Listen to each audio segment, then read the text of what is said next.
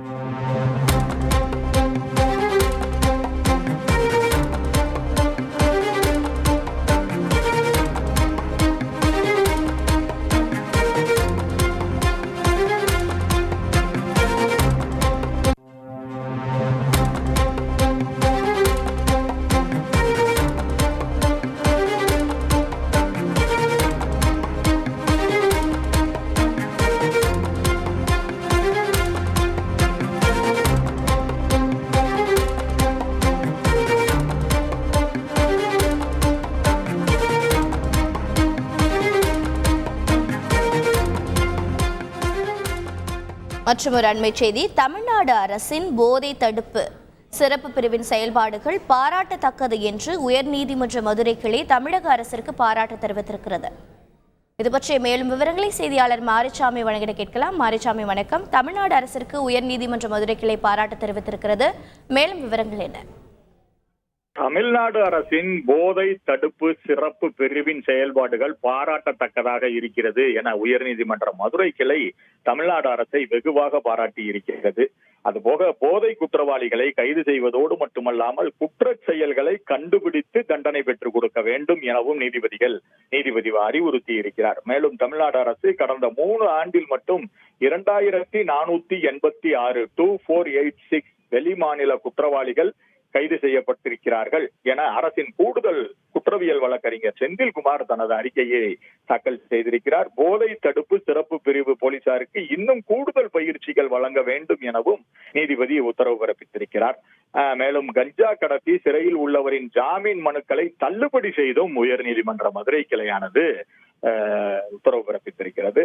இந்த வழக்கின் பின்னணி பார்த்தோமானால் கடந்த 2020ஆம் ஆண்டு ஆந்திராவிலிருந்து இலங்கைக்கு காரில் 423 கிலோ கஞ்சாவை கடத்த முயன்ற போது ராமநாதபுரம் மாவட்டம் பிச்சானிக்கோட்டை அருகே தமிழக போதைப் பொருள் தடுப்பு நுண்ணறிவு பிரிவு போலீசார் பறிமுதல் செய்திருக்கிறார்கள் அந்த போதைப் பொருளை.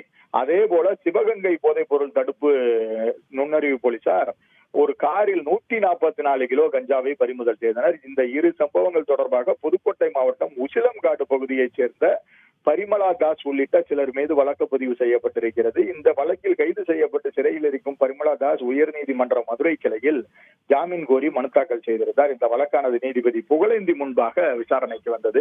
ஹைகோர்ட் உயர்நீதிமன்ற மதுரை கிளையின் நீதிபதி புகழேந்தி முன்பாக விசாரணைக்கு வந்த பொழுது அரசு தரப்பில் ஆஜரான கூடுதல் குற்றவியல் வழக்கறிஞர் செந்தில்குமார் ஆஜராகி தனது அறிக்கையை சமர்ப்பித்தார். அதில் தமிழகத்தில் கஞ்சா விற்பனை தொடர்பாக 2021 முதல் 24ஆம் ஆண்டு வரை ஒடிசாவை சேர்ந்த 716 பேர் 716 பேர் மற்றும் உத்தரப்பிரதேசத்தை சேர்ந்த 56 பேர், ஜார்க்கண்டை சேர்ந்த 45 பேர், மொத்தம் 2486 பேர் 2486 வெளிமாநில குற்றவாளிகள் கைது செய்யப்பட்டு இருக்கிறார்கள் என தெரிவித்தார். இந்த வழக்கில் தொடர்புடைய அவர்கள் மீது பல்வேறு கஞ்சா கடத்தல் வழக்குகள் நிலுவையில் இருக்கிறது. போதை கடத்தலை தொடர்ந்து செய்யும் குற்றவாளிகளாக இவர்கள் இருக்கிறார்கள். இவர்களுக்கு ஜாமீன் வழங்கக்கூடாது என தமிழக அரசு தரப்பில் ஆட்சேபனை தெரிவித்தார் குற்றவியல் தலைமை கூடுதல் வழக்கறிஞர். இதனை பதிவு செய்து கொண்ட நீதிபதி போதைப் பொருள் தடுப்பு சட்டத்தின் கீழ் பதிவாகும் குற்றம் சமூகத்திற்கு எதிரான குற்றமாக பார்க்க வேண்டும். இந்த வழக்கில் தமிழ்நாடு போதைப் பொருள் தடுப்பு பிரிவு NIPCID பிரிவின் நடவடிக்கைக்கு பாராட்டுகள் தெரிவிக்கிறேன். அதே சமயம் குற்றம் சாட்டப்பட்டவர்கள் கைது செய்வது மட்டும் போதாது. அதாவது குற்றவாளிகளை கைது செய்வது மட்டும் போதாது. இதே போன்ற வழக்கில் குற்றம் சாட்டப்பட்டவருக்கு குற்றச் செயலில் உள்ள தொடர்பை போதைப் பொருள் தடுப்பு புலனாய்வு அமைப்பு கண்டுபிடிக்க வேண்டும். அப்பொழுதுதான் அந்த வழக்கு விசாரணை முடிவு பெறும், அதில் வெற்றி பெற முடியும் என தெரிவித்தார். எனவே NIB CIDயின் விசாரணை அதிகாரிகளுக்கு உரிய பயிற்சி வழங்க வேண்டும், இந்த வழக்கை முழுமையாக கண்காணிக்க வேண்டும் என போதைப்பொருள் தடுப்பு கூடுதல் தலைமை ADGP தலைமை இயக்குனருக்கு உத்தரவிட்டு ஜாமீன் மனுவை தள்ளுபடி செய்து வழக்கை முடித்து வைத்திருக்கிறார் நீதிபதி புகழேந்தி. விரிவான தகவல்களை வழங்கியதற்கு நன்றி மாரிச்சான். மாணவர்களின் எதிர்காலத்திற்கு ஏற்ற கல்லூரி doctor 70 Adithanar college of engineering. Counselling code 4954.